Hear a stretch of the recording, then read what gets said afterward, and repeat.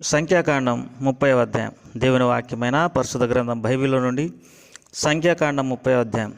మోషే ఇజ్రాయేలుల యొక్క గోత్రాధిపతులతో ఇట్లా నేను, ఇది యెహోవా ఆజ్ఞాపించిన సంగతి.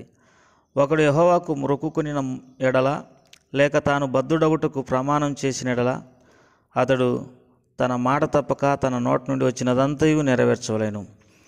మరి ఒక స్త్రీ బాల్యమున తన తండ్రి ఇంట నుండగా యెహోవాకు మొక్కుకొని బద్ధురాలైన ఎడల, ఆమె తండ్రి ఆమె మొక్కుబడిని ఆమె కలగజేసుకుని బాధ్యతను విని దాని గురించి ఊరుకొని ఎడల, ఆమె మొక్కుబడులన్నీ నిలుచును.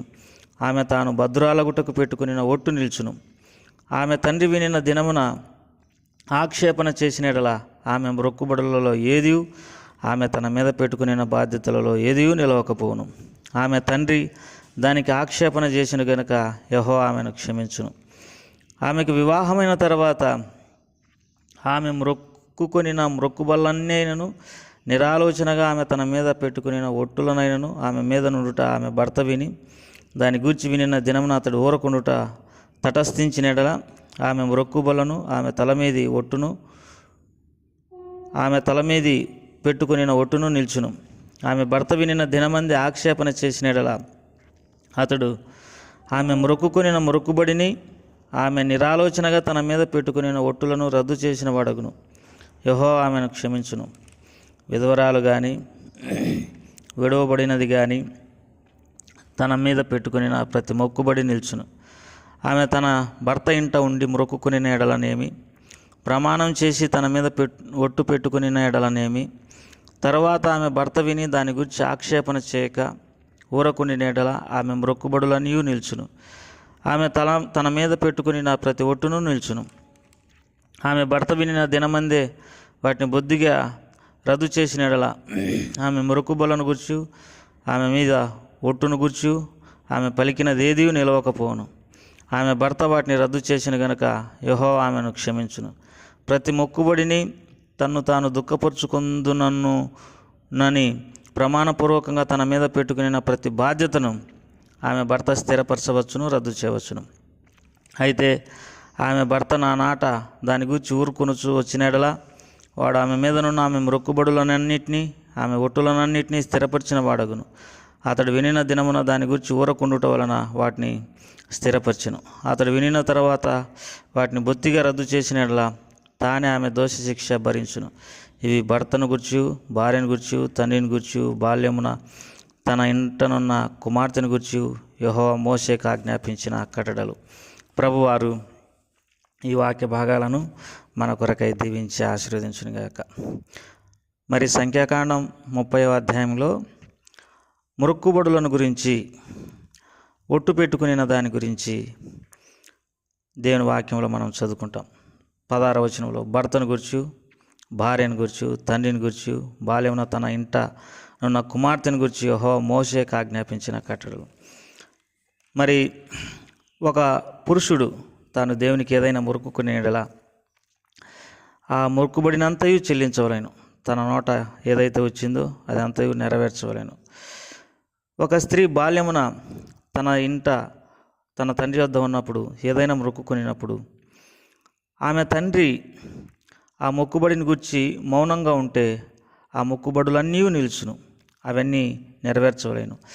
ఆమె తండ్రి వినిన దినమున ఆక్షేపణ చేసిన ఎడల మరి ఆమె మొక్కుబడులన్నీ రద్దు చేయబడును.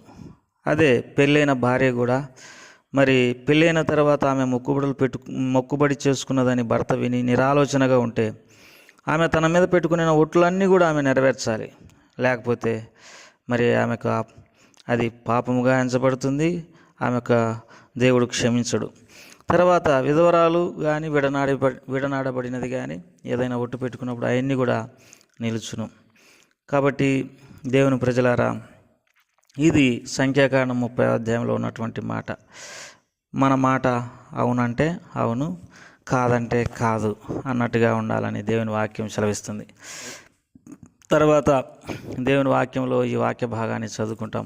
మనము మాట తప్పకూడదు అనేది కూడా దేవుని వాక్యంలో రాయబడినటువంటి మాట. సంఖ్యాకాండంలో ఈ మాట చదువుకుంటాం. సంఖ్యాకాండం 23వ అధ్యాయం 19వ వచనం, దేవుడు అబద్ధమాడుటకు ఆయన మానవుడు కాడు, పశ్చాత్తాపడుటకు ఆయన నరపుత్రుడు కాదు, ఆయన చెప్పి చేయకుండా ఆయన మాట ఇచ్చి స్థాపించకుండా. ఏదైనా మనం మాట ఇచ్చినప్పుడు దాన్ని నెరవేర్చాలి. మనం ఏదైనా చెప్పినప్పుడు అది చేయాలి. మనము అబద్ధమాట రాదు, నీతిగా నడుచుకునవలెను, న్యాయంగా నడుచుకునవలెను.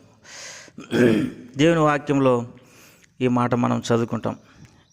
మనము యేసు ప్రభువారిని అంగీకరించిన తర్వాత మనము నూతన సృష్టి గావించబడినాము. ఎవడైనా యేసుక్రీస్తు ప్రభునందున్న ఎడల వాడు నూతన సృష్టి అని దేవుని వాక్యంలో రాయబడింది. కొలస్సీలకు రాసిన పత్రికలో ఈ మాట చదువుకుంటాం, నవీన స్వభావమును ధరింపజేసినాడు దేవుడని. ఇంతకుముందు మనకు పాత స్వభావం, అబద్ధమాడే స్వభావం, మాట తప్పే స్వభావం, మరి ఎన్నెన్నో రీతులుగా బొంకేటటువంటి మనసు కలిగినటువంటి వారిమి. అలాంటి వారమైనటువంటి మనము, అనగా పాత స్వభావాన్ని కలిగినటువంటి మనము ప్రభువారిని నమ్ముకున్న తర్వాత మనము వీటన్నిటిని ఇడిచిపెట్టవలసినటువంటి వారమైంటున్నాం. అనగా మాట తప్పడం, అబద్ధమాడడం, లేకపోతే బొంకడము, తర్వాత ఆయా రీతులుగా లౌకికంగా నడుచుకోవడము అనేది, లేకపోతే మరి రకరకాలుగా తప్పిపోవడం మాటలో అనేది మనకు ఎంత మాత్రము క్షేమం కానే కాదు. దేవుని వాక్యంలో మరి కీర్తన గ్రంథంలో ఈ మాట చదువుకుంటాం. మనము మరి తప్పిపోకూడదన్న విషయాన్ని, మనం నిలకడగా దేవునిలో ఉండాలి, అబద్ధమాడకూడదు, బొంకకూడదు అనేటటువంటి విషయాన్ని మనం దేవుని వాక్యంలో చదువుకుంటాం. కీర్తన గ్రంథం 15వ అధ్యాయం 1వ వచనం నుండి, యెహోవా నీ గుడారంలో అతిథిగా ఉండదగిన వాడేవాడు, నీ పరిశుద్ధ పర్వతం మీద నివసింపదగినటువంటి వాడేవాడు. యథార్థమైన ప్రవర్తన కలిగి నీతిని అనుసరించు. యథార్థమైనటువంటి ప్రవర్తన కలిగి ఉండాలా, నీతిని అనుసరించాలా, హృదయపూర్వకంగా నిజం బలకాలి. ప్రియమైనటువంటి వారలారా, నేటి దినాలలో మరి యేసు ప్రభువారిని ఎరిగినామని చెప్పుకునేటటువంటి వాళ్ళు యథార్థంగా జీవించవలసినటువంటి అవసరత ఉండగా కొంతమందిలో ఈ యథార్థత కనబడటం లేదు.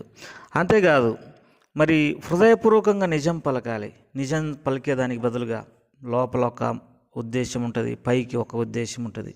హృదయపూర్వకంగా నిజం పలకలేనటువంటి వారుగా ఉన్నారు. తర్వాత 3వ వచనంలో, అటివాడు నాలుకతో కొండెములాడడు, నాలుకతో ఎన్నో కొండెములాడడం. తర్వాత దేవుని వాక్యంలో ఈ మాట ఇంకా చదువుకుంటాం. 4వ వచనం, అతని దృష్టికి నీచుడు అసహ్యుడు, అతడు యెహోవాయందు భయభక్తులు గల వారిని సన్మానించును, అతడు ప్రమాణం చేయగా నష్టం కలిగిన నన్ను మాట తప్పడు. ఏదైనా మాట వేస్తే అది నెరవేరుస్తాడు. ప్రియమైనటువంటి వారలారా, మనము ఏదైనా మాట ఇచ్చినప్పుడు, ఏదైనా చెప్పినప్పుడు బొంకక, అబద్ధమాడక, తర్వాత అప్రమాణం చేయక మనం యథార్థంగా ముందుకు సాగిపోవాల్సినటువంటి వారమైంటున్నాం. 5వ వచనంలో, తన ద్రవ్యం వడ్డీకియడు, నిరపరాధిని చెరుపుటకై లంచం పుచ్చుకున్నాడు, ఈ ప్రకారం చేవాడు ఎన్నడూనూ కదల్చబడడు. ఈ కీర్తన గ్రంథం 15వ అధ్యాయంలో కొన్ని ముఖ్యమైనటువంటి విషయాలు: యథార్థమైన ప్రవర్తన, నీతిని అనుసరించడం, హృదయపూర్వకంగా నిజం పలకడం, నాలుకతో కొండెములాడుకోకుండా ఉండడం, కీడు చేయకోకుండా ఉండడం, పొరుగువారి మీద నింద మోపుకోకుండా ఉండడం, తర్వాత మరి ప్రమాణం చేసినప్పుడు తప్పుకోకుండా ఉండడం, లంచం తీసుకోకుండా ఉండడం, ద్రవ్యం వడ్డీకి ఇవ్వకోకుండా ఉండడం. ఎన్ని మనము యథార్థంగా ఉండాము, మనము దేవుని బిడ్డలము అనే విషయాన్ని తెలియజేసేదిగా ఉంది. కాబట్టి యేసు ప్రభువారి యొక్క జీవం మనలోకి వచ్చిన తర్వాత అనేకమైనటువంటి పాప విషయాలన్నిటినీ, పాపమంతటినీ, పాపపు అలవాట్లను మనం తీసివేసి నూతన జీవం పొందినటువంటి వారమై మరి మన ప్రవర్తనలో ఎంతో యథార్థమైన స్థితి మనం కనపరచవలసినటువంటి వారమై ఉంటున్నాం. కరెక్ట్ టయానికి మనం మందిరానికి పోవడం, తర్వాత మరి ఇతరుల మీద అసూయపడకోకుండా ప్రేమ కలిగి ఉండడం, ప్రార్థన చేసుకోవడం, బైబిల్ చదువుకోవడము, దేవుని సేవ చేయడము, మన పనులలో మనం నమ్మకంగా ఉండడం, మన ఉద్యోగాలలో మనం నమ్మకంగా ఉండడం, తర్వాత ఎవరికి చెరుపు చేయకోకుండా ఉండడం, కీడు చేయకోకుండా ఉండడం, తర్వాత హృదయపూర్వకంగా మరి హృదయపూర్వకంగా నిజం పలకడం.